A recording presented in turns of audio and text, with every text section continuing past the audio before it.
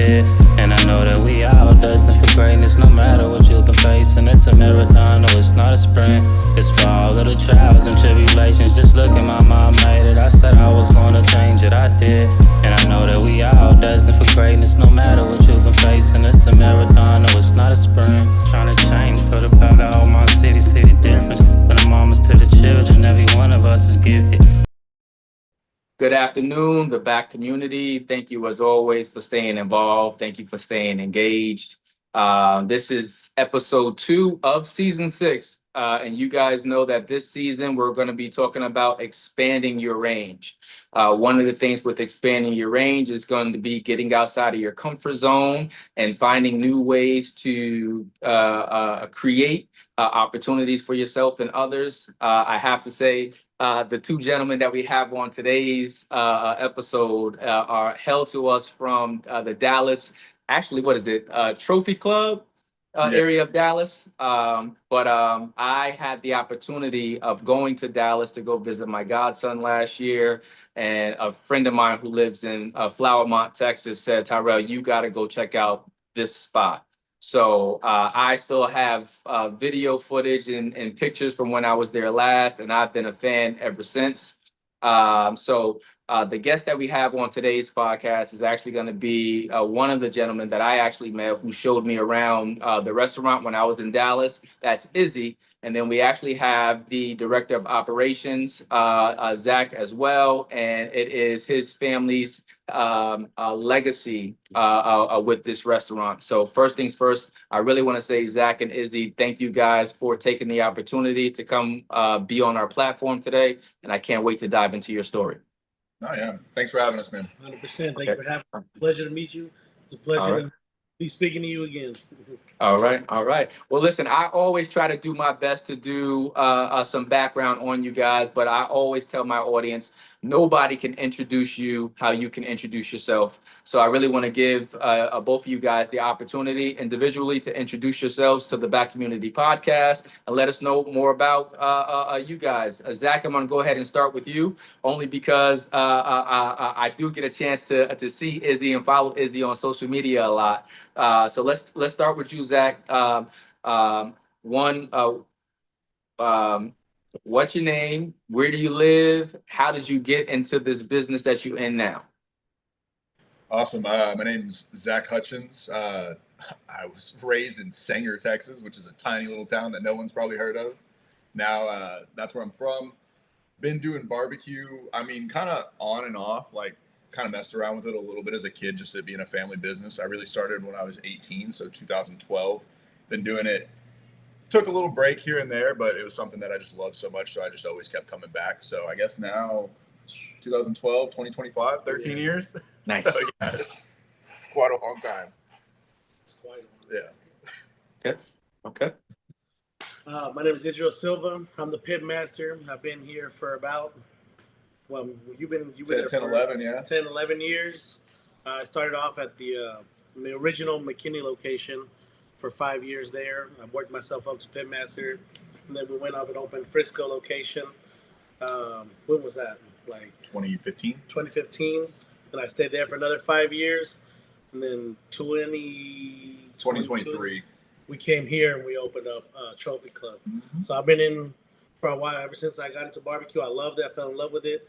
And I'm like, I just love food. I love to make good food. I like to make people happy with my food.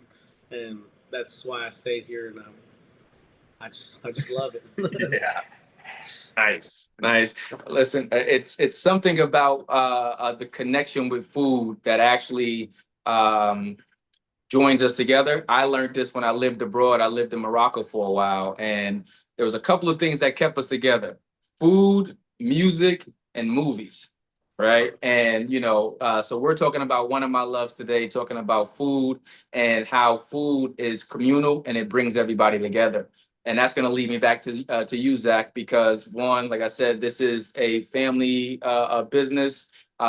Please run us through the particulars of how you guys got into barbecue, what has allowed you to sustain in the industry of food for this long, and how you love it so much. Yeah. Sorry. That's all right. Sorry, that one threw me off. Anyway, what was your question? I'm sorry. Yep. So the question is originally for you because one, tell us more about the original Roy Hutchins BBQ. Also, let us know like the historicness of it because this isn't the first location. There was a different location. What was it? The McKinley location as well. But how did your family get into barbecue? What is it that drove you to want to sustain it and keep it going as well? Yeah, no, for sure. So basically, it all started with my grandpa Roy. He, as a young man, worked different jobs, but at one point, what he did is he was like a food vendor. Like he supplied food, and he supplied meat, and he supplied barbecue houses and stuff like that. And he was always really fascinated with like the barbecue, and he fell in love with it at a really, really young age. So when he finally got up enough money, he bought a little pit, and then he opened up this like little roadside stand, and he called it Roy's Smokehouse out in Princeton, Texas. And that was in 1978. And he kind of just built his house around it, so he lived and breathed it every single day. And then he had his first two sons, Wes and Tracy. They kind of worked there with him along with his wife, Dolores. And they just, they ran it every single day. Like I said, that was what they did. And then I think it was 90, I don't know, like sometime in the 80s, they moved it to the McKinney location. Yeah. I don't have the exact date on that one. And from there, it kind of expanded to a more, everybody was kind of grown up. They were doing like a full business. Eventually opened up Frisco, had some other different restaurant ventures that they tried out and stuff, but barbecue was always like the calling and like the number one thing. Obviously, like I said, with him, I worked with him. I started in McKinney in 2012. And I worked there for a long time. We went and opened up Frisco, did that, just kind of back and forth, worked those two restaurants for a long time. And then in 2020, my grandpa asked me if I was willing to come and start something new under the name of Trophy Club and Roy Hutchins BBQ. There was like a little split that happened. And I was like, yeah, honestly, like I love it. I want to, take the opportunity, try to grow something brand new. And it's been a blast, to be honest. We didn't really know everything that we were getting into. We were more just guys that worked at the restaurant. And so kind of taking on more of that management side and actually the back end and doing all of it was a challenge. But he was the first guy I called because he's the best cook I know, hands up. Nice. And so we came over here. And yeah, I mean, now we've been in Trophy Club for a little over 2 years. We got Arlington coming in January. So it wasn't always successful. I'll be the first to say the brand didn't really take off until McKinney caught fire in 2011. After that, Texas Monthly happened and it just kind of launched from there and springboarded to what it is today. Okay. And sorry about that, Zach. I hear people trying to leave my house right now. And I just was reminded that I didn't turn these things off. Sorry about that. Oh, you're good. All right, that'll take care of that. Sorry about that, guys. No, you're good. I didn't hear anything, dude. No. Oh no? Okay. Yeah, I normally remember to go ahead and turn off all of the cameras, and I just heard it going off. Sorry about that. No, you're good, man. No worries. Okay. All right. So it was your grandfather's legacy, and he eventually brought you in and asked you, were you willing to partake in the family business?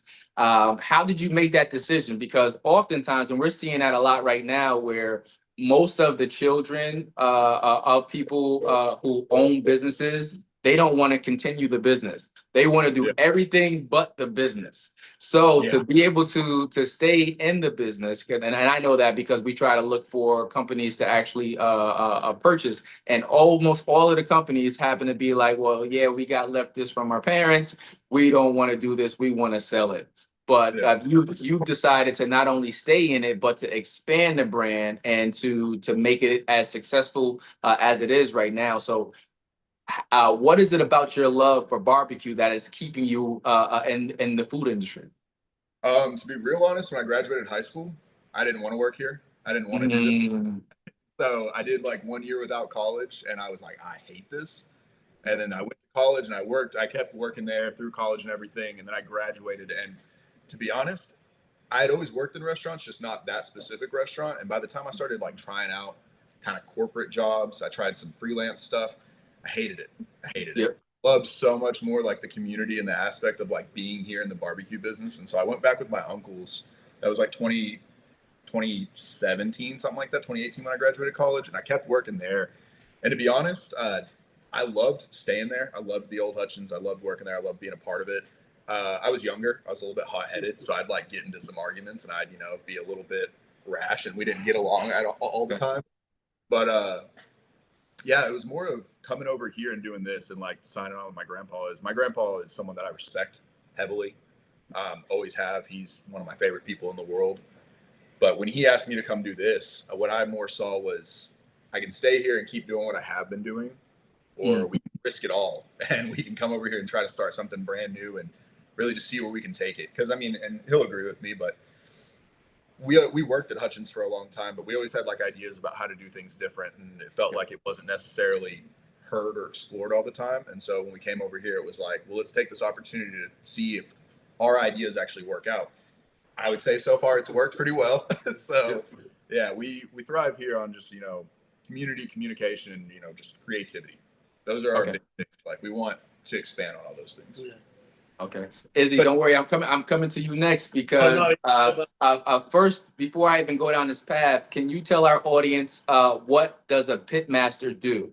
What is your traditional role? How does the pit master play a pivotal role in the success of the business? For me, the biggest challenge that we had coming along, especially with the Roy Hutchins, was I guess kind of like going with the original principles of their barbecue. So still trying to bring you that familiar taste, that familiar like flavor that people already love and know. And so that was the biggest challenge, trying to come up here and create that. But my role essentially is making sure I have amazing brisket, beautiful ribs. Everything has to have the correct color. Also like coordinating with like holidays, busy days, because essentially it's our biggest thing for barbecue. Meat is the number one thing they come for. The sides and the peach cobbler, they're amazing. Don't get me wrong, but like the staple for barbecue is the meat, and so I just baby the meat, make sure everything's up to par, make sure everything's up to like excellence as the best as we can. Ordering my proteins, also like making sure like the market like can be very difficult, especially with meat.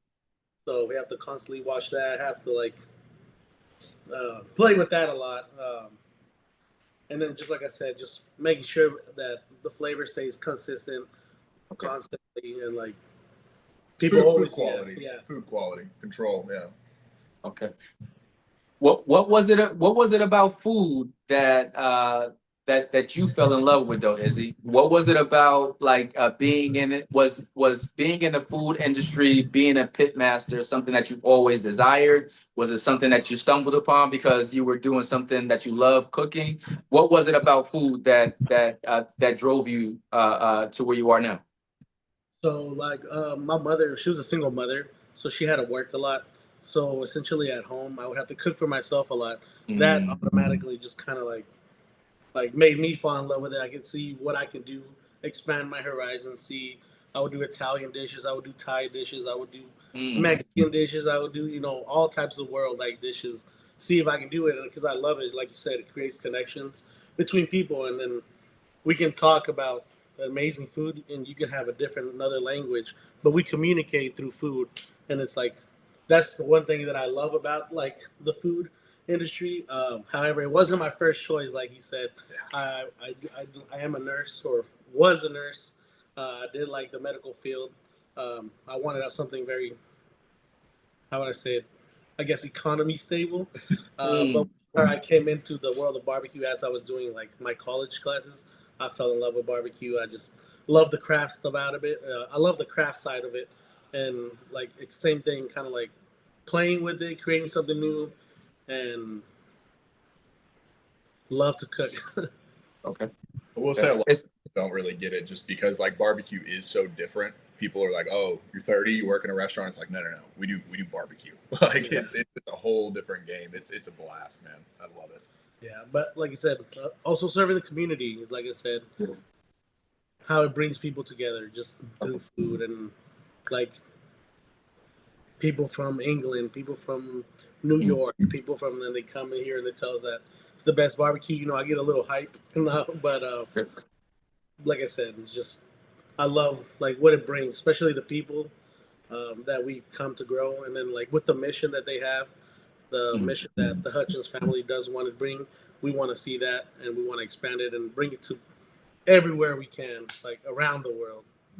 I love it. And I actually love that Zach said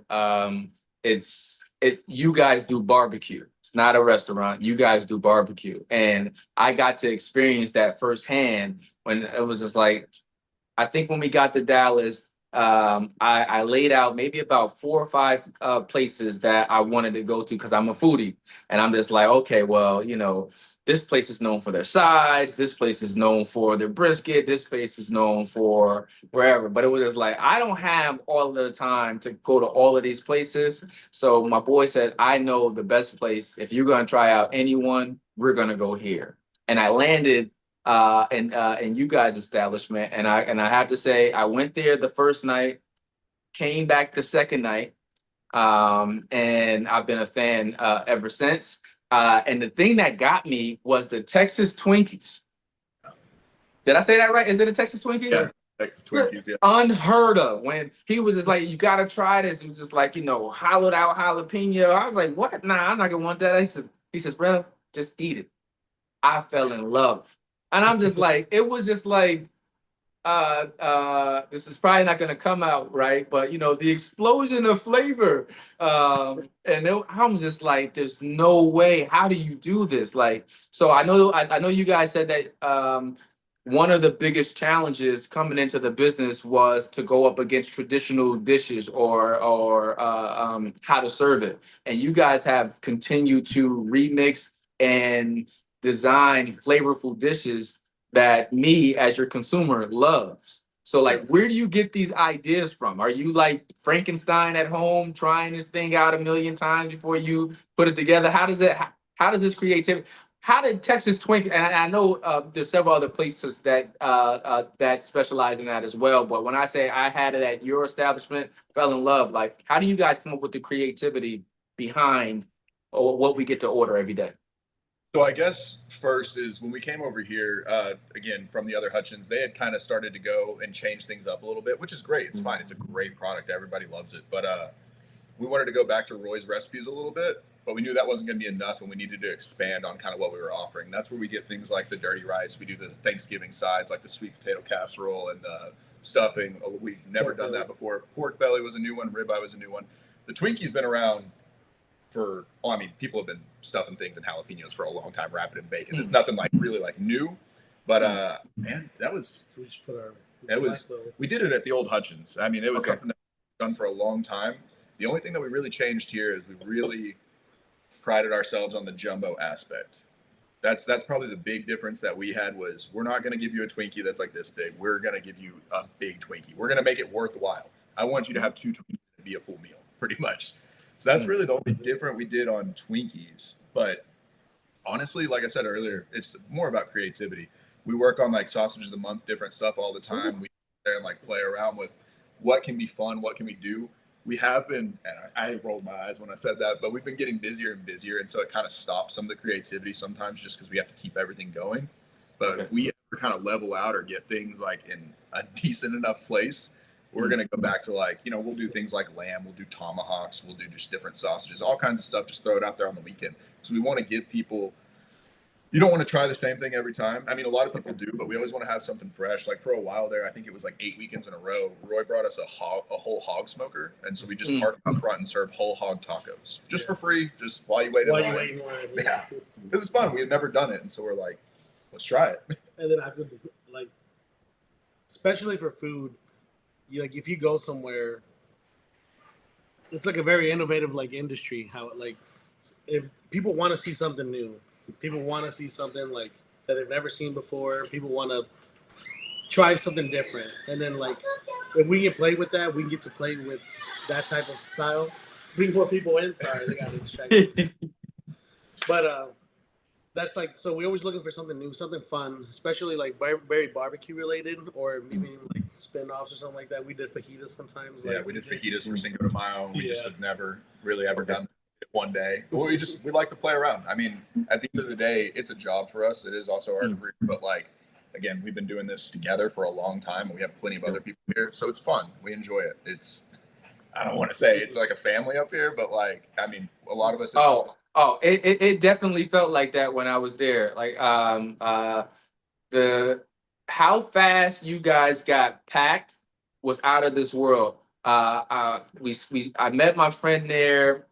I probably talked to him for 2 minutes before we started walking towards the door, and it was like everyone came out of nowhere. Like I'm just like, man. He said, "I told you we gotta stop talking. Let's get in here." And when we got inside, the hospitality that we received was amazing. Like I said, Izzy was able to go ahead and take us around. We got a chance to see a lot of the actual pits and hear how long a particular meat has to be cooked, or be like, yeah, but this one was sitting in here for this amount of time, and just to smell it. I said, when I say I'm a foodie, I'm a foodie. So to get that experience, I think it did something to me in regards to being able to see how much um, love and dedication really goes in behind the scenes in order to curate this experience. And what I've seen was that you guys do a really good job of interacting with your customers, right? You do a really good job of interacting with the customers. Here's a sample. Taste this jalapeno cheddar sausage,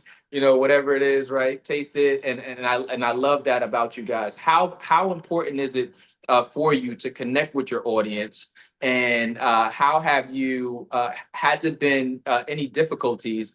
Think about it right now. You got so many people who say, "Well, I don't eat certain things anymore." How has a person's food palette changed the type of dishes that you guys offer? So the first part there, like part of our philosophy, the first things that we wanted to address, obviously we've talked about quality of food. That's like number one for us. But we also, and we've talked about it, but you can have the best food in the world, but if you have terrible service, like why would you go back? So we tried to keep service just up there with food as a level of importance.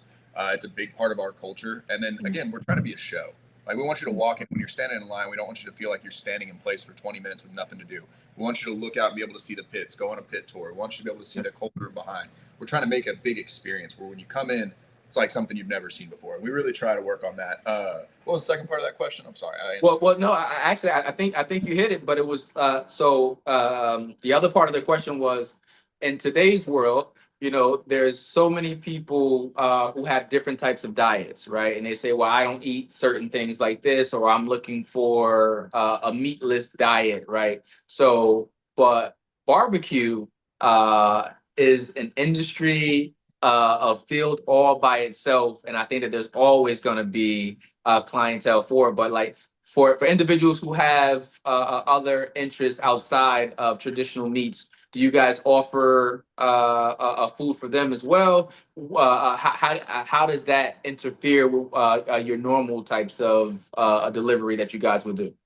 Another thing that we tried to really do, just because I mean everybody knows with barbecue, like it is very meat driven. All the sides have bacon, stuff like that. And don't get me wrong, most of ours do too. But what we really tried to do is like if you're on keto, for instance, we're like the best place you can go to. It's easy. Almost all of our stuff doesn't have gluten. The only stuff that has gluten are the stuff that like obviously have gluten, mac and cheese, stuff like that. But outside of that, I mean, we've never done like a salad before. We offer a Caesar salad because sometimes you go out with like work people and like you don't eat meat and they want to go to this barbecue place. You don't want to be that person. So we're still gonna make sure that everybody can like eat and get something for them.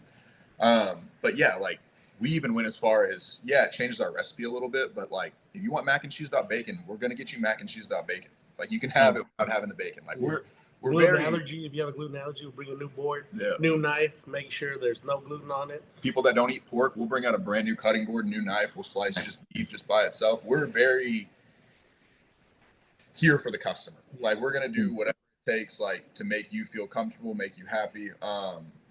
But yeah, ultimately, I mean, that's really what it is. It's all about the experience for them. And so we don't really change the menu a ton. We've had a lot of people come up and like, oh, you need this, you need that. And it's like, yeah, and we've tried at times, but we can't just always change the menu. So we just try to, with what we have, bring in as much as possible. I mean, we've tried out different sides here and there just to see how it goes, try to keep it fresh. But no, I mean, I'd say we just try, and we have like boards written out that are like, allergy, this, we got you. Like ask any building and stay they can away help from you. this, go to this. Yeah.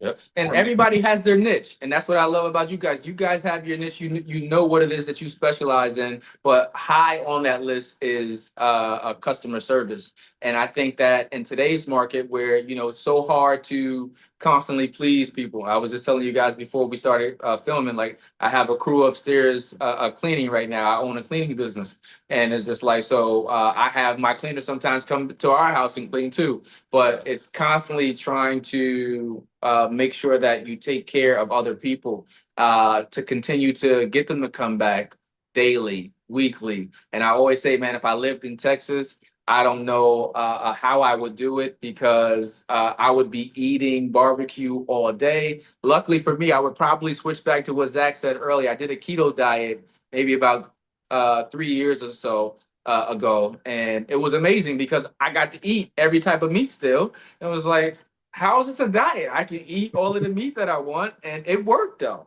Yeah. And then I went to Mexico and got off the diet and blew up.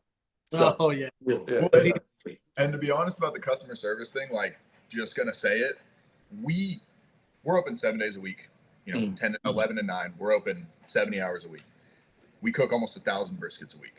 Right, that's a lot of food. There's plenty of places out there that open Saturday, Sunday, and they're gonna cook like 30, 40 briskets, and it might be better. It might be better just because it is so small and like quality controlled. And I get that, and I think we're at peace with that and understand that. But what we can bring to the table is service, service, service, and we're going to produce a consistent product every single time. Doesn't matter if you want to come in at 11 a.m., 3 p.m., or 9 p.m. We got you. It's going to be the same product, and we're going to give it to you fast, efficiently, with smiles. That's really what we can kind of rely on to kind of keep in competition with like some of that stuff. And then kind of touching on that, like, we believe that good barbecue, you shouldn't wait 3 hours in line. Like, you can wait like a good 15 minutes and you still get top quality barbecue. You need a lot of extra help, but like you said, just the flow, the volume that we have, making sure that everything's perfect and not, and then also helping them, because if you sit for 3 hours in line and they're just being rude to you, or just, oh, sorry, you're sold out, that's not good. Like, you just sat there for nothing. We pride ourselves on moving our line too, just because, I mean, well, you said you came in and saw it. Like, our goal is, we don't want you to wait in line more than 30 minutes. That's really what our goal is. And I mean, I feel like we do a good job of that. Even if it's outside, you're really not standing in line that long. And again, not saying names or anything, but like, I've stood in barbecue places like in Austin where there's 15 people in front of me and I'm in line for 30 minutes and I'm like, I hate lines, but like, that's ultimately it. We're trying to get people in, get them to experience it, and like, enjoy the food. Okay. An extension of what you guys do is what you do in the community. Like, I've been a fan over the last year, so I get a chance to see a lot of the things that you do in the community, the way that you engage and introduce everyone to barbecue as well. And I think that is an extension of the legacy of Roy Hutchins, right? And it's just like, hey, this is what we do. It's not just about serving you food, but like you guys said, it's the service overall, because the community aspect is very important to you. So if you guys don't mind, that'll lead me to my next question. In what ways do you ensure that you have your finger, or your ear to the street in regards to what the community wants, or what kind of new flavors they may want to try out? Like, how do you guys try to cater to the community, not just because you're at several locations, but in general? Let me shorten it down for you. How big is community for the original Roy Hutchins barbecue? Community is everything, to be honest. I mean, we came over here to Trophy Club. It's it's a smaller town, but it's in the middle of a giant area. And the first thing we wanted to do was get in good with the community. So we work with like the local high schools. We do all that. Dan's Bagels down the road. It's like a really popular bagel spot here in Trophy Club. They asked to do a collab. We've done it with them twice now, where we just give them chopped beef. They run with it, but we want to work within the community. We do charity stuff all the time. We go to the Stockyards every year for Veterans Day for like a casino night down there. We actually just a charity golf tournament yesterday, serving up food on a whole 9 out of Tiburon. So like, we try to do that stuff as much as possible. Honestly, they just ran food today, so we donate all the time. As far as like getting feedback from people, I would say it's more of, we give samples. Like right now we're trying sausage. What's that sausage right now? Oh, like It just came out. It's like a poblano. Yeah, but we're sampling it all the time. We're not selling it. We just want, hey, what do you think? How is it? Can we tweak it? Can we make it better? Exactly. Can we? Yeah. Pretty much. Yeah. Yeah. We're always just trying stuff. Okay. So, for social media, right? In terms of driving individuals back, how important is it for you to be involved with the guests while they're sitting down and interacting, or encouraging them to post and repost pictures? Because I posted a ton of pictures and videos when I went there originally. But like, how important is it in terms of the social media aspect? We live in a social media world right now where everyone's looking for social proof. So like, how important is that to the overall marketing plan for the original Roy Hutchins? To be honest, wish Ricardo was here to answer that, but social media is all of our marketing. We don't pay for any PR firms. We don't do anything like that. We just have one in-house guy. He responds to our reviews. He does all of our social media. Obviously, we collaborate a little bit, like on ideas and stuff like that. Really, the only marketing that we do outside of that is we try to push merchandise. We make our merchandise a lot cheaper than a lot of places because it looks good when people are out there wearing your stuff. And as far as like the social media, like every meat cutter knows that they're going to take a picture of the plate. So we made it a standard that every plate has to be picture perfect. And so making sure that everything's stacked up nice so they can get a nice, beautiful picture, nice, colorful, like dark black brisket bark on there, nice red ruby ribs, nice golden, turkey breast, that awesome, amazing Twinkie jumbo size, making sure everything looks organized in a way, especially while they come in and they interact. We make sure that if we see somebody's not touching their plates, that we go and attend them. Hey, can we change this out for you? Can we make you happy? Before they walk out that door, the mission is to make sure they go home happy, or they get something to make them get to there. We want everybody here while they're working, like, to have like pride in their work. So the pit guys, obviously, like, they take a lot of pride in what they're cooking, what they're putting out. The kitchen guys that do the sides, same thing. We're constantly taste testing, checking everything to make sure it's perfect. The guys at the block, it's basically art for them. They get to make a piece of art every time they serve a customer, how they put on that tray and do that. And so we do that. The servers, it's the exact same job. It's, hey, did this person have a good time? Was something wrong? What can we do to fix it? Just across the board. To go back to the social, we don't really push as far as like people posting pictures or anything like that. It just kind of comes naturally. But again, Ricardo's on top of it and he just kind of interacts with those people. But we don't really push any of it. We try to grassroots and do a lot of stuff like naturally. Okay. And I think that works because what authenticity sells, right? And your product is going to be the greatest marketer for what it is that you guys are doing. But I do want to ask this other question because the food industry is a very big industry, and in order to be successful in it, and I know barbecue is different from restaurants. I'm glad Zack said that earlier, but like, how have you guys been able to stay up with the cost of everything and not be able to take away from the service that you have been given? Because like you said, you guys get your lines in and out. Like, how has that played into the overall success of the original Roy Hutchins? Well, first and foremost, I don't have like experience at like fine dining restaurants, but barbecue margins to run. They are just the cost of meat. It's our numbers and what our standard is a lot different than what, say, like a Tex-Mex restaurant is. And right now, the beef market is absolutely insane. We were actually looking at it today just because meat is still climbing, and we're not changing our price. We're trying to eat through it. We're up like 5-6% right now just on cost because, what's our option? Charge you guys, go to a market price and just be like, hey, you're going to have to pay more until it comes back down, or we're just going to eat it for like a couple months and just deal with it. It's a brutal game. It's a game that you can't just order the same thing every single week. We have to constantly do pars and adjust. We're constantly doing inventory and checking everything. It is a big part of the job, to be honest, like running numbers, especially because even then, full service restaurants, they have servers, they pay $2.15 an hour. They work for tips. We don't do that here. All of our employees are full-time employees. So they all get paid, more than minimum wage. So, we have to balance and factor that in as well. So yeah, I mean, running numbers is not easy. Yeah, It's not easy. Especially like you said with the market, it just fluctuates so much. But we just try to make everybody happy. I have 2 orders of brisket that came in this week, and there's a 30-cent difference on those 2 orders, the exact same brisket. That's how much of jumps and everything's going on right now. Yep. Yeah, and because when you hear about pricing, you always hear that pricing is, that cost. I think Zach also touched on that one too. Is like most times a business has to transfer that increased cost to the customers.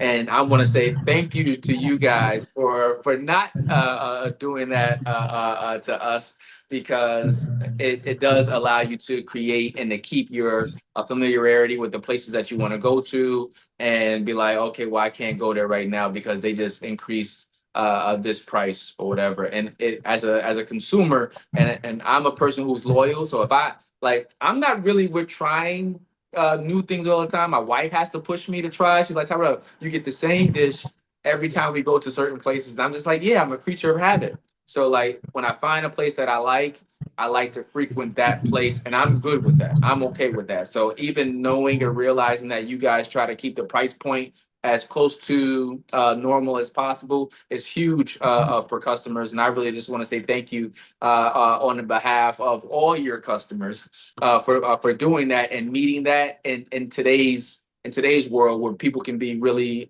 finicky and they'll just jump wherever the best price is. Quality is quality, and your standard is your standard. So thank you for the standard. Natural thing. Thank you. Yeah, natural price increases make sense, and I can understand that with inflation over time. I mean, it definitely does. We've increased our prices once since we've opened, but ultimately we do this every single year, especially in the beef market. Every summer, it's hey, it's going to jump, it's going to jump, it's going to jump. Everybody panics, everybody increases.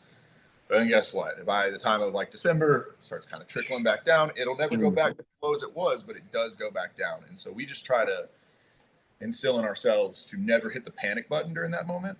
So if we're ever going to move anything around, we try to do it beginning of the year when we're like, this is what our normal is, not in the middle of crisis time. Like we choose to eat it during this time of year, and that's the game we play. So pretty much you're trying to say that the meat industry is just like the stock market? Is that what I'm hearing? You can actually bet against meat prices. Yeah, you can. Yeah, so it's like, listen, the best thing is to sit and wait it out. Don't get too high with the highs, don't get too low with the lows. And so okay. All right. I have to ask this question before I let you guys go, because I think that legacy is very important. And I think that we are the most important agents of creating legacy. So Zack, I'm gonna start with you. One, because this originally started with your grandfather. What does legacy mean to you, and how important is it to carry on legacy? I mean, legacy is definitely important. It means a lot. I mean, we don't know what our legacy is going to be ever. So it's kind of just best to hold the best standard in everything that you do at all times, because you never know where it's going to come from or what it is. It is important. Obviously, it's not just for me. Like, I care about what these guys are doing, their legacy. Like, my way, we all get to be old and fat and real, like happy together. That's really what the goal is. As far as carrying on for Roy, one of the greatest people I've ever met, and all we can probably do is try to honor his name every day by cooking good food and like serving people to the best of our ability. I think that that's the best way to honor him. Gonna get him a statue eventually. We've already talked about that. We're gonna get him a statue. He has a mural. He has a mural. Nice. Statue. Yeah, Izzy, I'm coming to you next on this one too. But even before I give you the question, I know you originally got into cooking, as you said. You had to fend for yourself a little bit at home. So, one, what does your mom think about your cooking?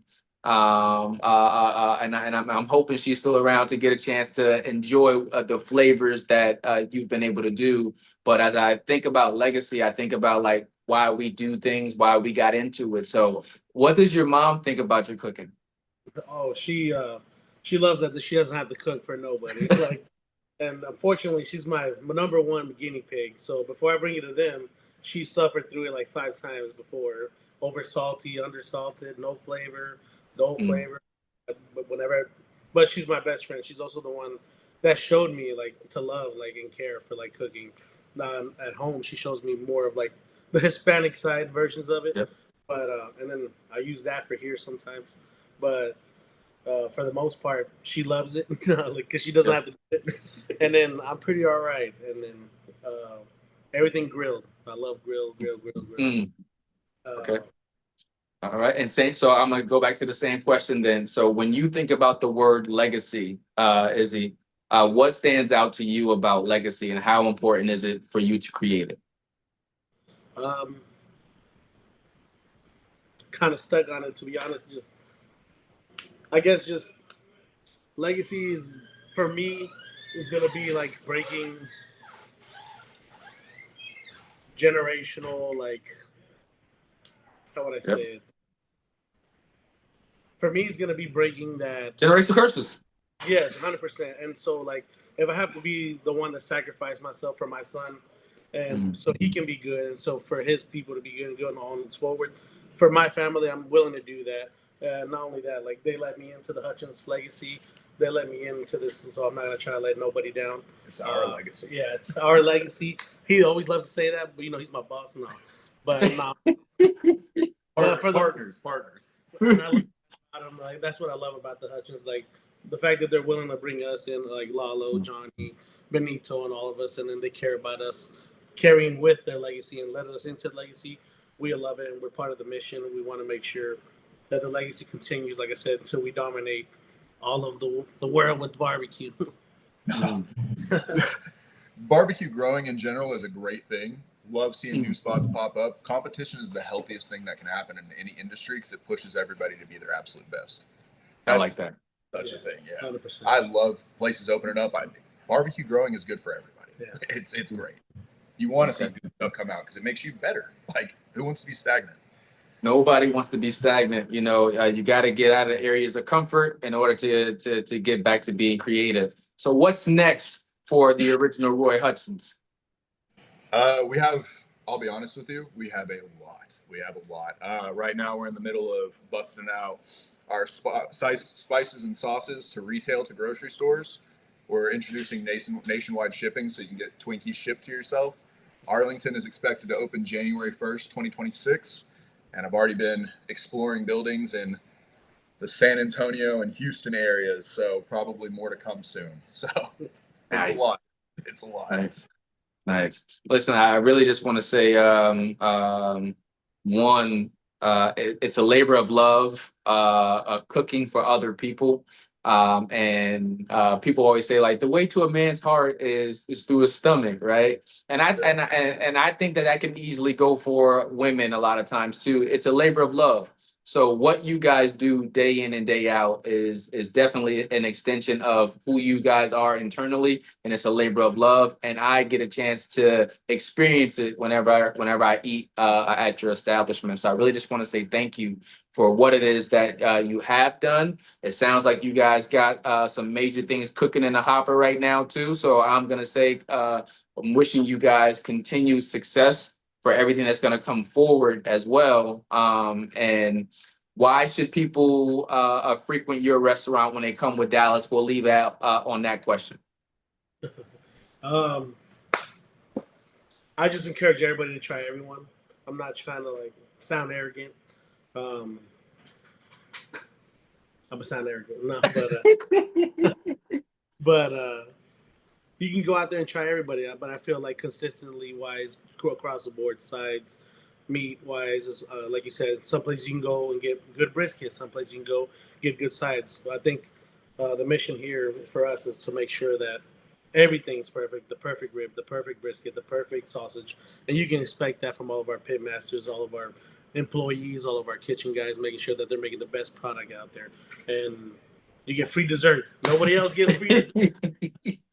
Each cobbler is memorizing, Yeah, and also it's good food, it's good service. You get a real Texas experience. And realistically, we don't want you to feel like you're coming to a restaurant. We want you to feel like you're going to like a backyard barbecue. We want you to feel at home. Like it's like, you're welcome. Yes, sir.